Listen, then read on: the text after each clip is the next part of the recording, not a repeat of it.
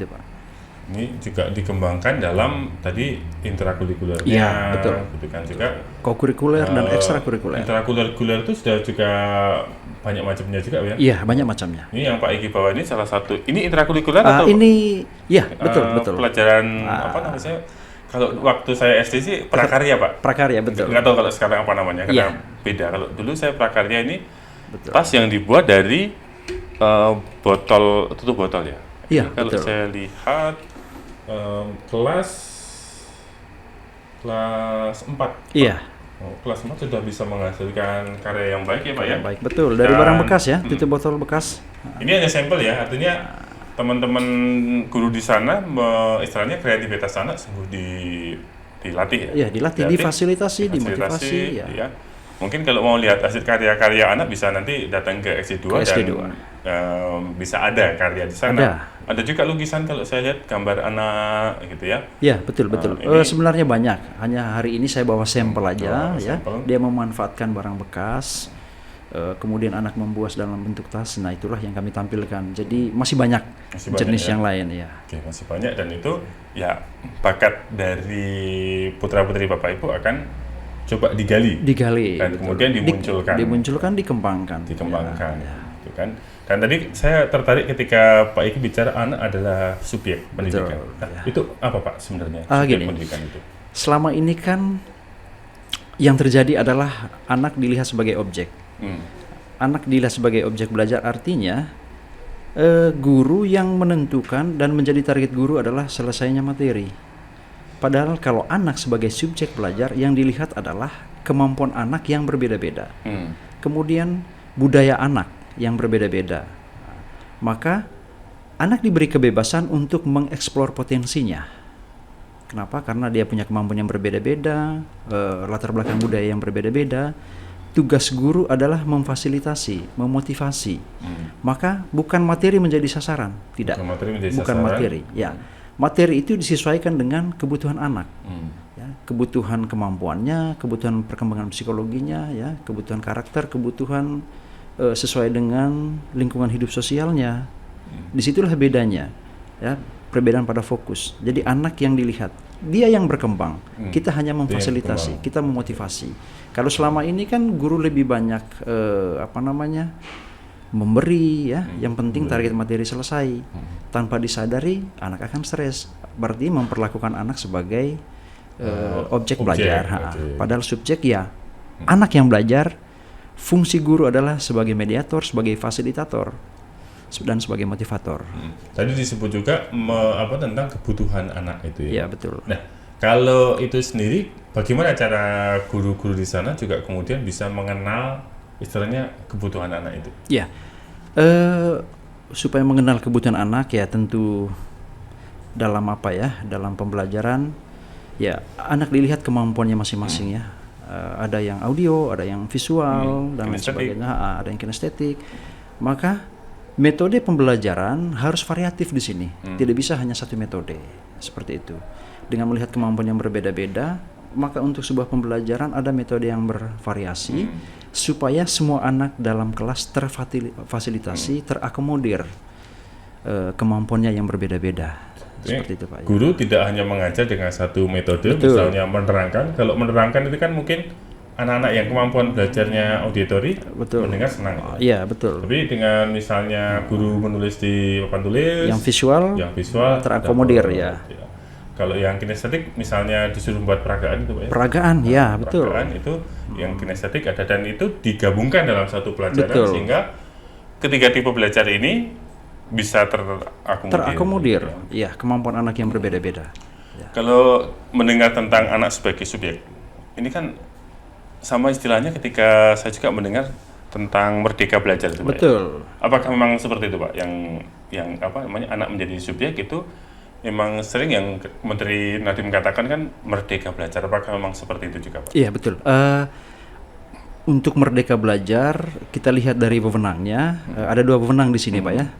Wewenang pertama itu adalah wewenang pusat untuk membuat struktur kurikulum. Lalu guru-guru itu punya wewenang operasional, bagaimana dia mengoperasikan. Nah, di sini sekolah, dalam hal ini guru dengan murid, mereka diberi kebebasan dan kemandirian untuk belajar sesuai dengan potensi mereka.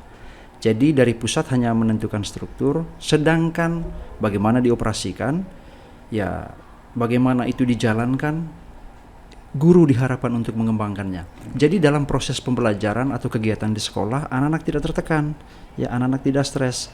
Anak-anak difasilitasi untuk mengembangkan segala potensinya. Itulah konsep mereka belajar, itu ruhnya di situ. Merdeka belajar. Ya betul, guru dan murid. Ya.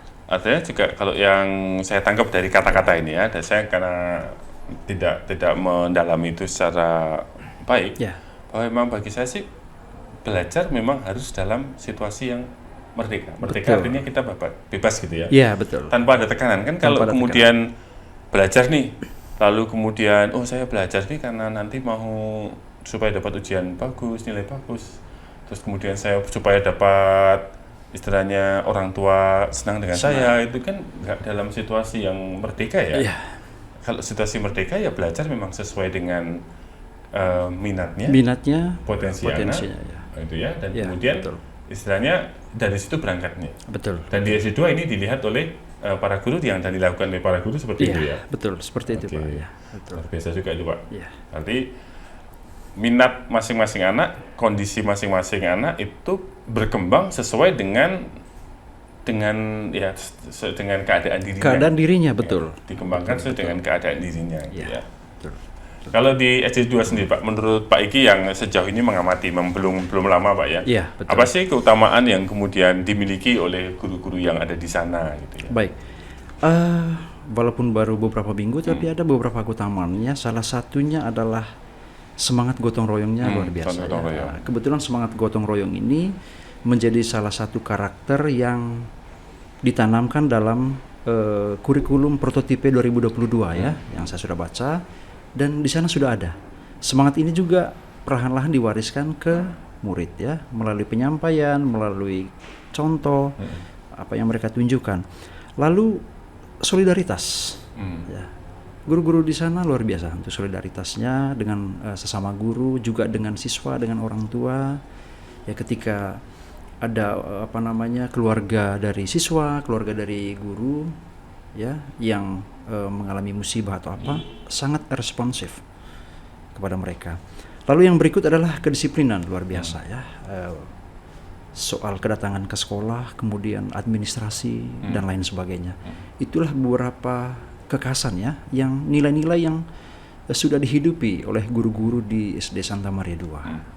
Kalau ke siswa sendiri tentu karakter sayang dengan anak ya, itu betul.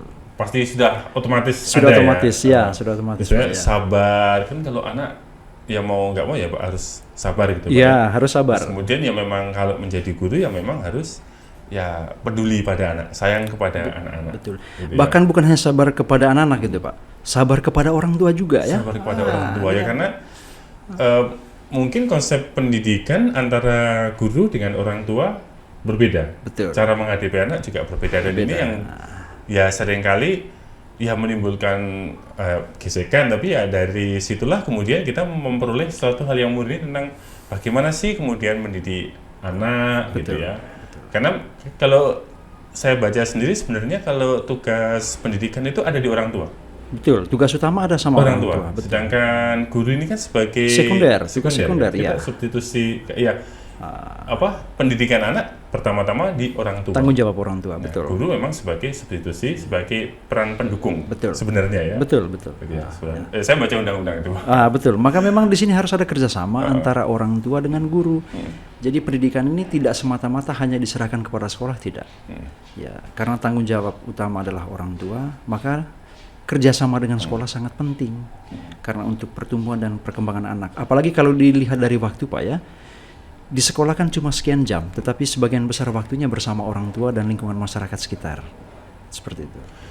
Saya dulu guru BK ya. Guru pian konseling dan seringkali juga menghadapi pertanyaan semacam ini. Artinya kita di sekolah kan mengajarkan karakter yang baik. Iya. Misalnya kan jangan mencarut gitu ya, kita harus berkata-kata baik. Kalau di sekolah dia bisa, karena lingkungannya disesuaikan untuk itu. Betul. Namun saat dia kembali ke rumah, ke lingkungan masyarakatnya, misalnya kata-kata yang tidak baik, mencarut itu sesuatu hal yang umum dikatakan, sehingga anak-anak kemudian ikut lagi. Ya, iklim pendidikan memang harusnya dibuat secara holistik. Betul, karena pendidikan akan holistik, maka itu bisa diterapkan di dalam 3 hal tadi, yaitu pendidikan intrakurikuler, kemudian kokurikuler dan ekstrakurikuler, supaya kuat tertanam dalam diri anak. Jadi setidaknya di situ selama 6 tahun anak-anak benar-benar dibenahi sehingga ketika terjun dalam masyarakat tidak terpengaruh. Jadi biasanya karakter dalam dirinya baiknya sendiri sudah ditanamkan kuat gitu Pak ya. Kuat, benar. Kuat sehingga tidak mudah terpengaruh oleh hal yang tidak baik. Tidak baik. Memang kalau saya lihat pendidik, salah satu lingkungan yang mendukung pendidikan itu, kalau saya lihat kalau di Katolik itu di seminari itu Pak. Iya, betul. Karena kan antara di istilahnya sekolahnya itu ya, dengan kemudian lingkungan yang kita tinggal itu kan sudah disetting gitu ya. Sudah disetting secara baik, sehingga pendidikan memang berjalan secara baik. Namun bagi kita di masyarakat tentu kita tidak bisa men-setting semua. Betul. Namun minimal di rumah dikondisikan bahwa apa yang kemudian di sekolah diperkuat. Betul. Apa yang diperkuat di rumah dilanjutkan di sekolah, sehingga memang kerjasama dengan orang tua itu menjadi suatu hal yang sangat baik. Jadi sekolah juga tetap terbuka kalau ada kemudian saran, masukan yang kemudian baik untuk kemajuan anak-anak kita semua. Kemajuan anak-anak kita semua. Ya. Selain yang 3 di atas ya, Mannya juga salah satu hal yang menonjol SD2 adalah kebersihan dan keasrian. Ya. Keasrian lingkungan. Betul. Saya melihat semua bertanggung jawab. Ya, memang dimotori oleh pimpinan sebelumnya, Ibu Diana, dan itu sudah mulai dijiwai oleh para guru ya. Semangat kebersihan, ya semangat keasriannya luar biasa. Ya, semua bertanggung jawab. Keamanan ya Pak ya. Dan keamanannya. Jadi Bapak security yang ada di SD2 juga menjamin anak-anak aman di sekolah. Aman di sekolah, betul. Jadi Bapak Ibu tidak khawatir akan anaknya seperti apa juga. Ya. Kan kalau Bapak security ini kalau anak pulang, kalau anak-anak datang gitu ya. Tapi kalau pas jam sekolah tentu Bapak Ibu guru di sana mengawasi anak saat ada di kelas, saat ada di lingkungan sekolah ya. Supaya juga ya bermain secara baik dan segala macamnya itu. Nah, kalau anak ini kan belajar Pak ya, anak kan harus belajar mengembangkan diri. Betul. Namun guru sendiri kan juga harus belajar Pak. Betul, ya. Betul. Bagaimana kalau di SD Santa Maria II, bagaimana guru-guru sendiri mengembangkan dirinya? Bagaimana guru-guru sendiri belajar? Baik. Sebelum anak belajar mengembangkan diri, tentu guru sebagai fasilitator, sebagai motivator terlebih dahulu belajar mengembangkan diri. Nah, ada 2 bentuk. Yang pertama adalah otodidak. Mereka belajar melalui YouTube ya, kemudian secara pribadi mengikuti webinar dan lain sebagainya. Lalu cara yang kedua adalah melalui program sekolah, yaitu coach ya. Kemudian juga seminar yang diadakan oleh sekolah. Nah, sampai pada saat ini sebagian besar guru lebih banyak mengembangkan diri secara otodidak. Artinya dia punya semangat untuk mengembangkan diri. Dan ini adalah contoh yang baik yang bisa diterapkan juga ke anak ya. Karena guru adalah teladan ya. Bagaimana mau menghimbau kepada anak supaya mengembangkan diri sementara gurunya tidak mengembangkan diri ya. Maka pengembangan ini bukan hanya untuk aspek pengetahuan ya, juga skillnya seorang guru. Sehingga kepada anak kita bisa memberikan pendidikan yang holistik ya, yang utuh dan menyeluruh. Seperti itu Pak. Jadi memang sekarang ini kan dengan pandemi di satu sisi ya memang kita harus banyak hal yang harus kita jaga. Namun di satu sisi banyak peluang juga yang muncul kalau menurut saya lihat. Ya. Dulu kita kalau pelatihan memang harus datangkan orang. Betul. Akomodasinya besar, nanggung biaya hotel, biaya pesawat gitu ya. Tapi sekarang dengan platform video conference seperti Zoom, Google Meet, dan yang lain-lain itu membuat kita semakin mudah untuk belajar. Jadi tergantung niat. Tergantung niat dari Bapak Ibu guru sendiri di situ ya. Dan kalau Pak Eki amati bahwa Bapak Ibu guru di sana semangat untuk belajar. Betul. Ya. Jadi kalau di sekolah yang belajar tidak hanya kemudian siswa-siswa yang belajar, namun Bapak Ibu guru juga belajar. Karena anak-anak ini kan terus berkembang. Betul. Anak terus berkembang, situasinya berbeda, maka guru-guru juga harus memahami situasi siswa. Jadi kalau yang Pak Eki sebut bahwa siswa adalah subjek, nah, kalau subjeknya berganti maka harus dipelajari lagi kan subjeknya itu ya. Dan tentu ya guru harus selalu update, dan itu terjadi di SD Santa Maria 2. Oke, Pak ya. Menarik sekali Pak pembicaraan kita di hari ini, gitu ya. Saya kira banyak hal lagi yang kalau nanti Pak Iki sudah menyusun program-programnya, bagaimana itu juga kemudian dievaluasi lagi pasti. Betul. Ya, dan juga nanti banyak hal yang kemudian akan diceritakan terkait dengan program-program yang dibuat. Betul. Namun kita cukupkan dulu ya Pak Iki untuk kali ini. Mungkin lain kali kita berbicara tentang lebih jauh tentang bagaimana kurikulumnya, bagaimana program pengembangan diri yang ada di sana. Itu kita bisa sambung lain waktu untuk bicara lebih mendalam lagi.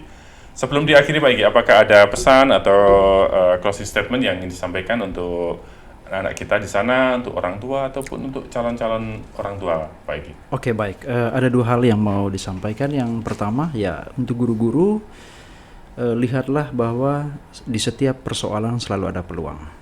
Maka ketika ada persoalan, fokus pada solusi dan melihat ada peluang besar.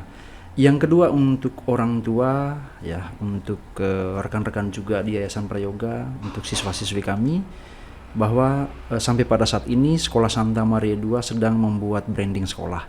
Dan itu akan di-launching sekitar bulan Mei atau Juni. Nanti Sekolah Santa Maria 2, SD Santa Maria 2 sudah mempunyai brand sendiri. Brand sendiri. Dan ini brand ini terutama untuk juga istilahnya memenuhi kebutuhan dari anak-anak yang bersekolah di sana. Oke, luar biasa Pak Iki. Supaya anak-anak juga makin berkembang tadi disebut secara holistik. Ya. Oke, terima kasih Pak Iki atas kehadirannya di Prayoga Podcast ini. Semoga kita semua selalu termotivasi untuk selalu belajar. Baik kita sebagai siswa, baik sebagai kita guru maupun orang tua, kita terus belajar untuk semakin lebih baik lagi. Oke, terima kasih. Bye-bye.